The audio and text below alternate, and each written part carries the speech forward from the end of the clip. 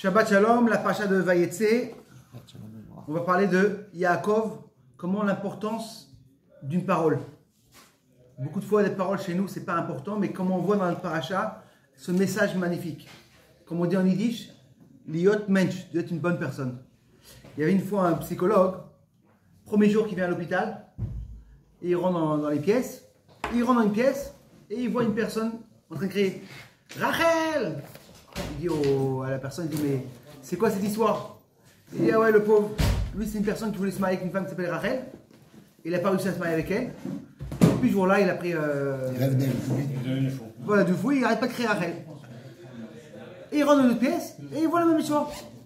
Encore une fois, il voit une personne qui rentre, il dit « Rachel !» Il dit « Mais c'est pas possible. » Il dit « Oui, lui, il a voulu se marier avec Rachel, et il s'est marié avec cette Rachel-là, mais il y a 2 ans, il est niftéret, et depuis ce jour-là, il commence à crier Rachel. Dans notre paracha, hein, on nous raconte la... Dans notre paracha, c'est une des parachas les plus bizarres. Toute l'histoire qui on parle avec quoi? Avec Rachel et avec Léa. Comment on voit que Vayetse Yaakov mi Beersheva velech Harana. On dit que c'est quoi Beersheva? C'est l'endroit le meilleur. C'est l'endroit de Gdusha, de Eret Israël. Et c'est quoi Haran? Haran Apo. C'est l'endroit le plus grave qu'il peut avoir. Vraiment, il y a doute là-bas, c'est très grave. Et on voit un chidush qui est incroyable aussi. C'est Dafka à Haran, Yaakov il a réussi. Dafka à Haran, les meilleurs enfants sont dit. On aurait pu croire, une personne, il arrive à Haran, Haran, tu me dis, c'est comme Tel Aviv. On voit cette force-là que Dafka, quand tu as une bonne éducation à la maison et tu sais des trucs, même le dehors qu'il y a, ça ne te dérange pas. Et là, on voit l'histoire, comment il y va, il rencontre Rachel. Comme on sait, tout le monde, il n'avait pas d'argent, il est venu même pas avec pas 5 shekels. C'est que dans la route, il a rencontré Eliphaz, le fils de Esav. Et il lui dit, mon père m'a demandé de te tuer, pas moi et pas plus. Comme on sait qu'il y avait des disputes entre Yaakov et Esav, il lui dit, écoute-moi, prends tout mon argent. Une personne qui est pauvre, c'est comme une personne qui est niftar. Il arrive là-bas. Son père, Esav, il était en train de se marier, il était parti chercher une femme. Son père est parti chercher une femme. Alors maintenant, le Yunaï qui se pose, il arrive là-bas et il rencontre Rachel, il veut se marier avec Rachel. Et comme Yaakov, c'était une personne qui était gentleman, une personne de qualité, il a dit, moi je suis prêt à travailler pendant 7 ans pour Rachel. Et là, on se demande la question, quand il arrive le matin, il se lève et qu'est-ce qu'il voit? C'est pas Rachel, c'est Léa. Et le sage demande, comment c'est possible de se tromper? Chaque personne va se... Alors il y a un Midrash qui a un truc magnifique, c'est qu'en vérité, Yaakov et Rachel, ils étaient théomotes, ils étaient en vérité jumelles. Ah, pourtant on dit qu'elle avait les yeux de travers. Très bien, on va expliquer ça après. Ils étaient jumelles. C'était pas la même cellule. Et comment tu dis qu'en vérité elle était plus grande? C'est qu'elle est née quelques minutes avant ça. Et comme ils étaient jumelles, c'est vrai que les yeux, mais tu peux toujours arranger les yeux. Hein. Tu mets un petit peu de maquillage, ça s'arrange, tu vois. Et comme ils étaient jumelles, lui, il a voulu se marier avec qui? Avec Rachel, et il s'est... Elle avait les yeux parce que quand elle était destinée à Esav, elle pleurait beaucoup. Oui.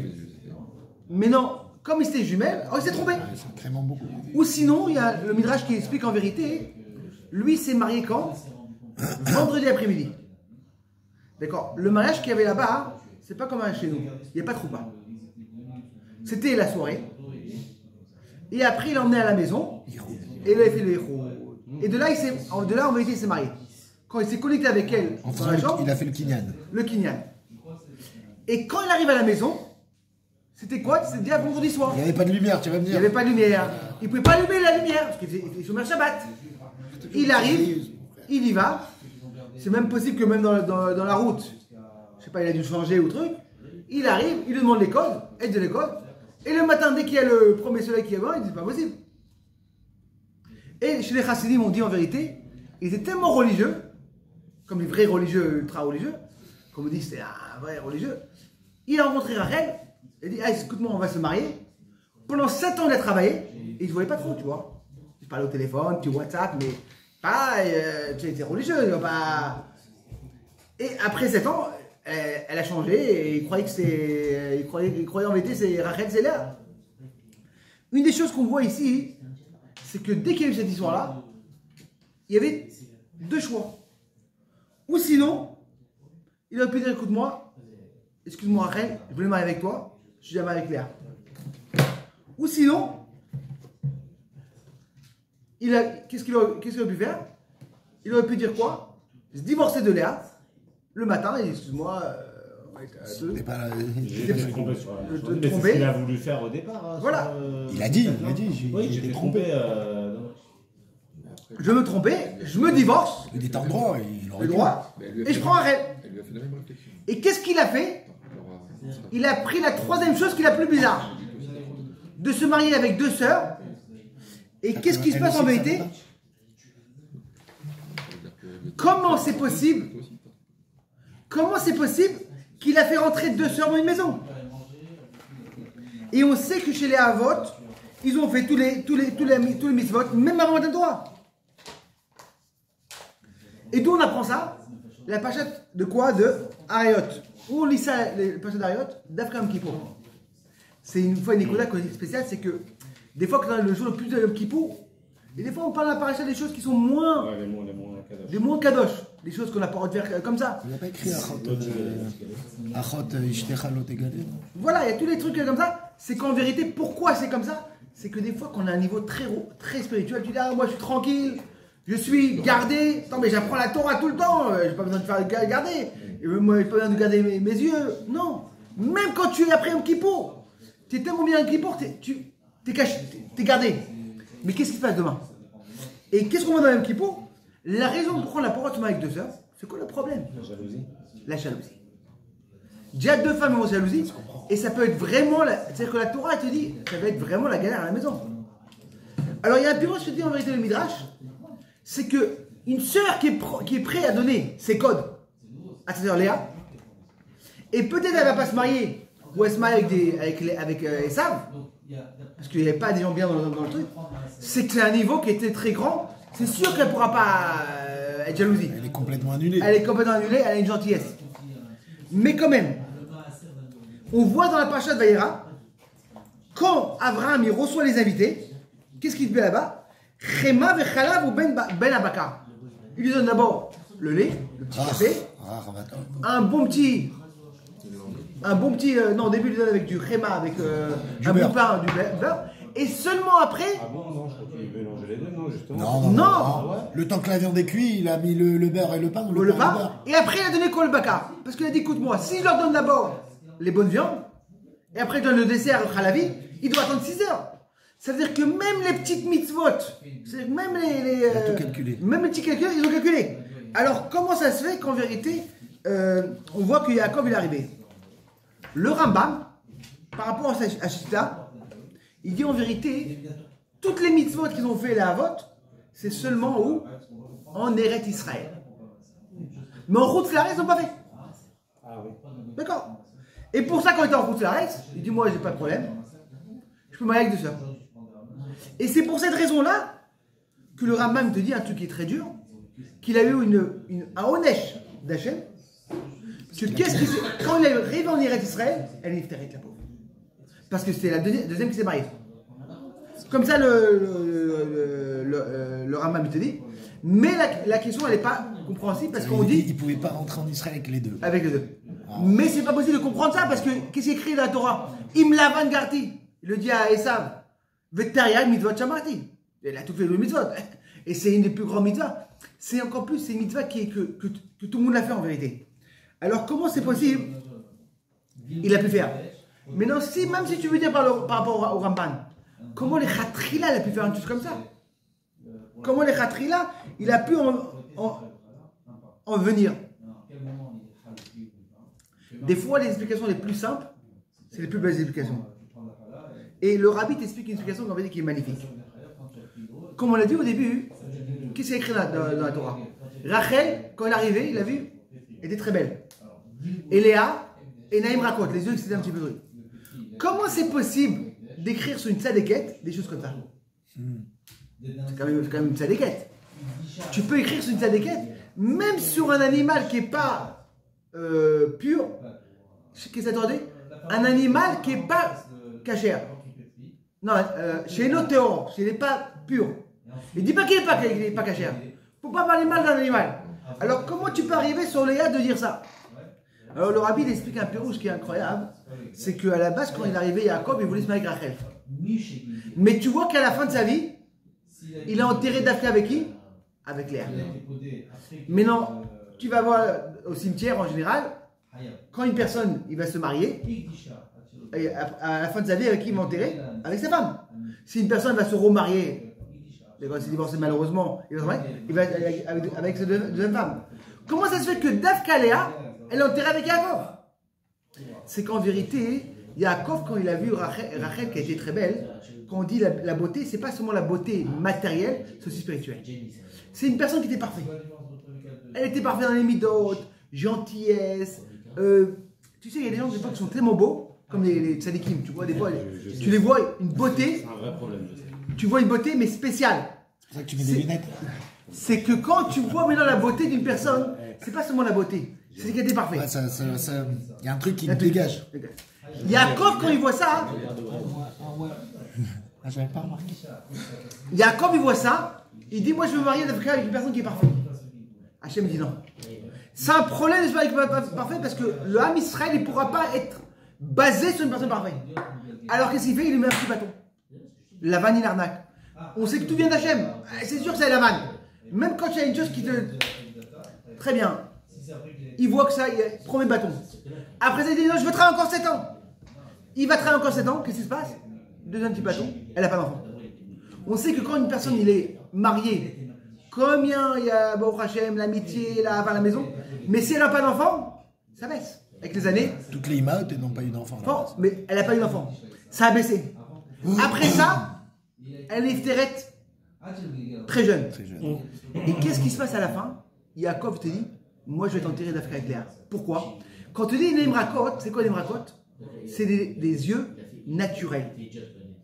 C'est quoi les yeux naturels? Une fois la femme elle est contente, et des fois elle pleure. Des fois elle te reçoit avec un grand sourire, et des fois elle s'énerve. Et toi tu dis, écoute-moi, c'est pas possible. Moi je veux une femme comme Rachel. Dieu te dit non, c'est un problème. Tu rêves. Parce que si tu as la vie trop parfaite, le premier moment que tu as un problème, tu tombes. Tu ne peux pas avancer quand tu es trop parfait. Quand une personne il est habitué, il est grandi à une maison qui est trop parfaite, tout est parfait. Dès qu'il y a un problème, il tombe. Et là, qu'est-ce que Hachem lui a dit? Dafka, c'est quoi l'homme Israël? C'est l'air. Et pour ça, on dit des naïms racontent. Des naïms qui sont un petit peu, tu sais, naturels. Une femme, des fois, elle peut être très contente. Et Dafka, Hachem, il veut ça. Et là, en vérité, on voit ce chidouche incroyable. C'est que quand ils ont pris sur eux de faire les mitzvot, ils n'étaient pas obligés. Comme on dit, ils mettaient les tefilines, mais il n'y avait pas de douche à l'intérieur. C'est quand qu'ils étaient, oui, prendre sur eux, c'est de ne pas mentir. Comme il lui a dit, pourquoi tu m'as arnaqué? Il peut dire, écoute-moi, mais c'est normal qu'on arnaque tout le monde ici. On voit cette force-là de Yaakov. J'ai dit mon mot, à Rachel, je me marie avec elle, je réalise. Même si après, ça va être, je peux avoir même des problèmes. Il a fait en vérité un peu zoir. D'un côté, j'ai pris sur moi le hidour, le chidouche, de prendre sur moi, de faire une mitzvah, de ne pas marier 2 heures, parce qu'ils peuvent se disputer. C'est pas vraiment un problème de vraiment. C'est un problème qu'ils vont disputer l'un à l'autre. Il n'y a pas de kavod. Et la Torah, elle ne veut pas. Mais de l'autre côté, j'ai dit ma parole. Je mets que la parole, elle est. Que tout le monde a pris sur eux. Même les Bnei Korach. Et pour ça que je réalise en vérité cette parole-là. Et là, en vérité, on apprend ce truc incroyable. Combien de fois on rigole sur notre parole? Ah, t'inquiète pas, je te rappelle. Dès que je finis mon petit travail, je te rappelle. Et la personne, il attend. Vous inquiétez pas, mes ouvriers. Vous savez, en ce moment, c'est un petit peu dur au travail. Mais je vous assure, hein, dans 6-7 mois, l'économie va monter. Vous faites tous une augmentation. Et la personne, il commence à rêver. Ah oui, si je vais gagner encore 1000 € de plus, je vais aller avec ma femme en vacances. Je vais acheter une nouvelle table. Et toi, tu le fais. Tu lui dis comme une petite parole. Yaakov, il nous dit combien c'est important la parole. Quand tu dis une parole, une personne, oui, il t'attend au téléphone. Je veux te rappeler. On voit comment, en vérité, c'est que comment il dit la parole c'est important. Mais là, je comprends pas. Yaakov, il a pas remis en cause sa parole. Il s'est marié avec Rachel. Il voulait. Ah, tu veux dire que. Il a dit en vérité. Il aurait pu. Oui, il aurait pu. Il aurait pu dire voilà. Bon, bah finalement, Je vais me brûler les ailes, j'y vais pas. Je suis pas avec Léa au bout de 7 ans. Maintenant que je suis avec Léa, si je me truc, je vais me brûler les ailes. Non Ben seulement non, il a je donne tenu ma sa parole, je parole, le fais. mais non seulement On il a tenu sa voit parole, en plus il a dit que comment- 17 ans il les a pas sentis. Comment les liens de la parole c'est important. Il y a une histoire qui est un petit peu dure, mais c'est une histoire avec un message incroyable. Là, c'est la blague. Il y avait une histoire, une personne, non, c'est une histoire un petit peu dure, à la Shoah. C'est une personne qui habitait à Rishon LeZion. Un ami à moi, il le connaît. Lui, quand il est arrivé à la Shoah, c'était une des personnes, les premiers qui a passé vraiment toute la Shoah. C'est que quand il était jeune, son papa, il avait à peu près 15 ans. Il lui dit, écoute-moi, moi j'ai l'air un petit peu comme avec une barre, avec des peyotes. Je vais sortir aller acheter du pain. Va mon fils. Et quand il va son fils, il se fait attraper, le pauvre. Et il est rentré avec le premier endroit. Et là-bas, il a rencontré là-bas un rave qui lui faisait des fois des shiurim le soir, des petits Torah. Il s'éclatait. Et le rave lui dit comme ça, je te demande deux choses. Quand toi, tu es plus jeune, tu vas me dire, raconte l'histoire de la Shoah. Et j'aurai des amis, des familles à moi, passe-leur le bonjour. Ok. Et il raconte que beaucoup de fois il a eu des problèmes. Il a eu vraiment des problèmes. Je sais qu'une fois il presque des niftéa. Mais tout le temps il se rappelait qu'il a promis au Rav que je vais raconter l'histoire et la famille. Et cette force-là, t'as toujours maintenu. Je sais que maintenant, il est arrivé en Israël et est devenu une des personnes de Yad Vashem et il a mis toute sa vie sur l'union de code de la Shoah. Mais pendant plein d'années, il n'arrivait pas à trouver la famille. Je sais qu'il a trouvé avec des Chabad, qui savaient que Chabad dans tout le monde. Il a réussi à trouver un cousin, un troisième cousin qui habitait à Queens, à New York, et lui raconte l'histoire.